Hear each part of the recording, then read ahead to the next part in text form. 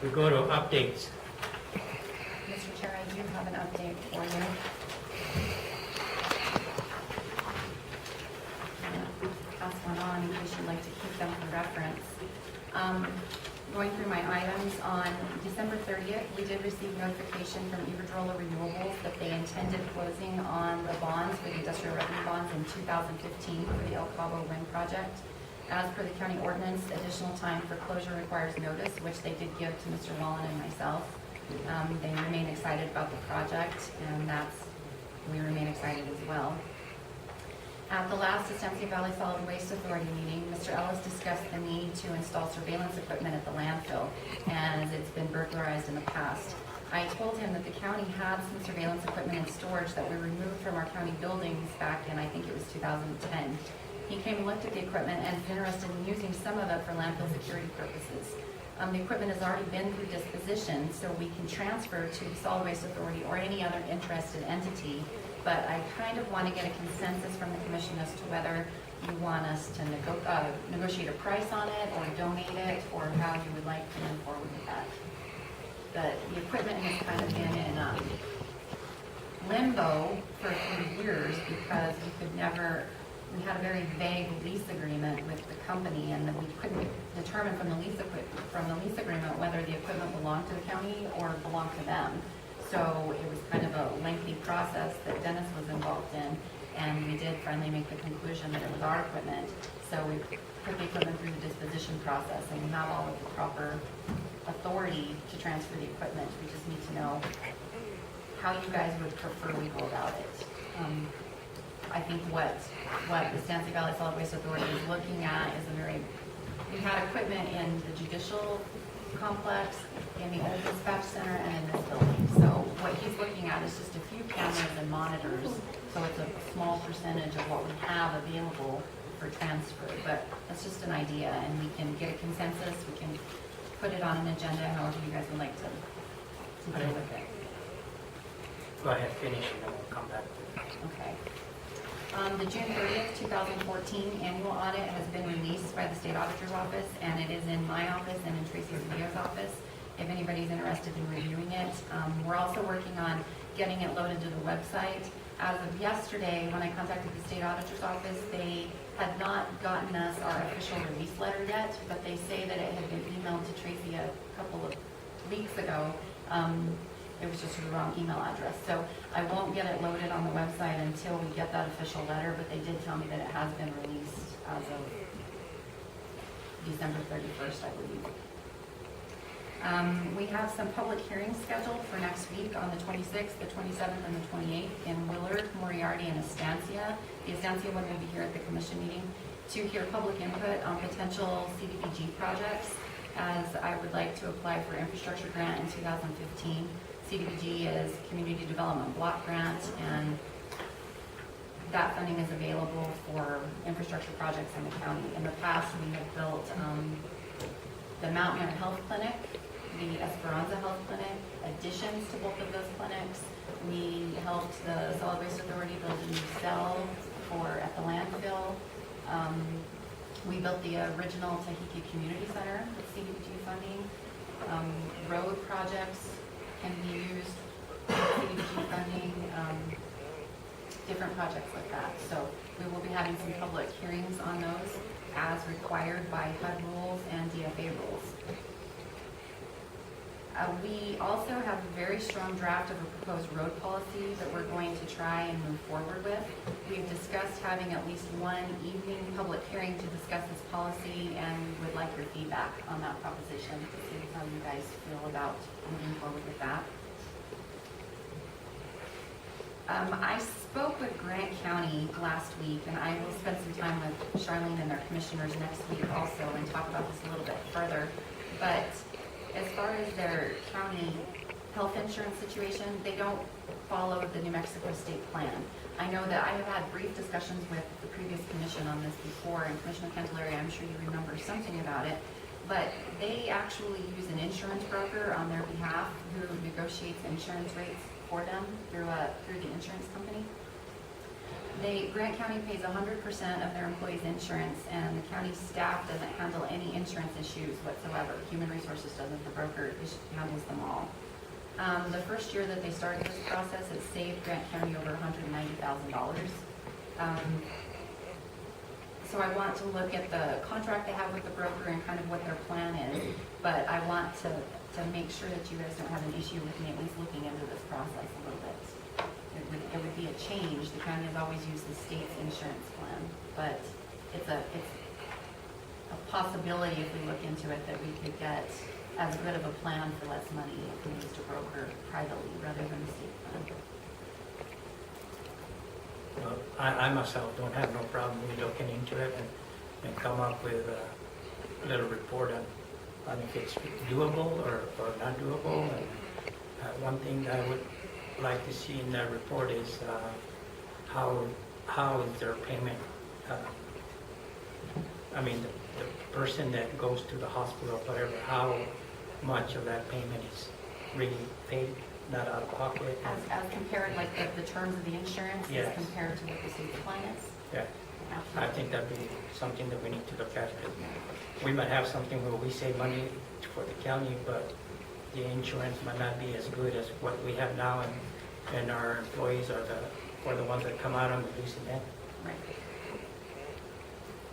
I would agree with Leroy on those. And now we can discuss about the equipment and the camera surveillance, what kind of ideas you have about getting rid of them. I have a We have no question, use for them ourselves. and those have to be installed by someone. They do. They have to be installed, and like all surveillance equipment, they have to be monitored. So they would have to find an exterior contractor to monitor the equipment. What's that consist of? They look at It's pictures? an alarm system. No, the pictures would be viewed by whomever is in the office because we have the monitors and the DVRs, the recorders are part of the equipment. But, well, and I guess if you didn't have it hooked up to a security system, then it doesn't actually have to be monitored. But like ours, they're hooked into an alarm system. So if there's an alarm that goes off, then we have a company who actually monitors all that and follows up and checks on it. If there's an attempted break-in or fire alarm, it's all kind of linked in together in the wiring systems. I guess I would have two questions. One would be, what's the value of that stuff, and do we have a way to sell it to get anything? And the other would be, who installs it, what does that cost, and who pays it? Well, okay, the first question is, I don't know. It's actually probably worth what we can get for it. There's no, I don't know how we would determine what its fair market value is. I know what we used to pay for it. I don't think it's worth what we paid for it. But, It's a conglomeration of parts from different situations. yes. And it was basically the same system in each of the buildings. There were 8 cameras maybe at, there were probably 8 cameras at Judicial. I think there was 6 cameras here and 4 or 5 at Dispatch. They would have to find some sort of contractor who specialized in that to install it, and that would be not our expense, that would be whomever took the equipment's expense. So I know that's not as informative as you would like, the That's response, kind of what I but we've discussed that before, is how do we get rid of it? I mean, if there's a school that needs the equipment or whatever, we could put it out for bid and kind of accept sealed bids on it, and that's one option. Cindy's going crazy back there. She has a comment. I don't know. Cindy Sullivan, Animal Shelter Director. I do have some input for you. You offered those cameras to me at one point, and I have a friend I've known for 40 years that works for ADT in San Diego, and we took pictures, sent everything up to him of a lot of it, because I was desperate for a security system at the shelter because we were having some problems, and with what's going on, we just have to have them. And as far as the value on those, there's almost no value to those trying to resell them because they're so old. They're just like computers. After a couple of years, they're outdated. It's hard to find parts to go back to them. They're totally usable, and they work great. I've got, an older system, and Lobo Internet comes in services and hooks up, and he did the whole thing. They're awesome. It can be done. Works just as good as the new ones, and probably better because it's not quite as high tech as some of the new stuff. It's really sensitive. But as far as the value goes, it's almost going to be impossible to put anything because after a couple of years on the computers, they're obsolete. So I just wanted to throw that in and let you know that I did look at that because I wanted to see, well, if I take this stuff, how much more is it going to cost me to upgrade and so on and so forth. And it was about, 4 or 5 times what it was actually worth to go in and buy new stuff. And the old stuff works great. We had one camera that had a little fuzz. They replaced it for $100 or something like that, and the whole system is fabulous. I've never had a problem with it. It's up and running great, but as far as putting a dollar value on it, when I talked to ADT about, getting, because I actually, my own ADT system that I got from my friend that I purchased is what we're running it off of, my own personal upgrade, because the one that we had wouldn't connect to the cameras that we had. So sometimes it does, you have to do a little upgrading, but it's an awesome system, but they said that they couldn't even put a dollar amount on it for me. Thank you. Okay? Thank you. Ms. Did you? Hanson? Okay. How much did the county pay for those cameras? Well, That was about it. It was actually a lease purchase, a lease agreement with a question as to whether or not the county would own the equipment at the end of the lease. And that was really never clear. But what we did when we replaced the equipment is I notified the company, and we just never got any response from them. We terminated the contract during the pendency just because we felt that we were getting insufficient service, and so we've gone with another security company. I think the complaint was basically from the courts that they weren't happy with the system, but it was a lease agreement. I can't remember the amount, but it was a significant cost because of the. we paid for all 3 buildings, we paid somewhere around $75,000 a year. Yeah, it was like, I was thinking $6,000 or $7,000 a month. Yeah. And for how many years? I can't remember off the top of my head, but probably 2 or 3 years. It was 2 years in. I had been here 2 years when we decided to move forward with replacing it, and we got the loan to buy the equipment. But that lease, Annette, do you know, we probably had it for at least 7 or 8 years. Yeah, at least 7. Does that sound right, Nick? You probably remember when the equipment was installed. That's pretty too far back. Not really? Had to have been when the judicial complex was built. Yeah, which was in 2002, correct? So these cameras were used? When you paid this money, they were used, right? Yes.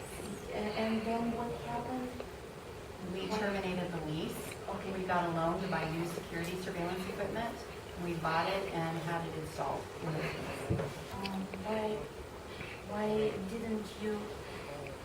Why weren't you able to continue to use this equipment with another company? Because we thought that paying $75,000 a year was, we were being ripped off, is what I thought.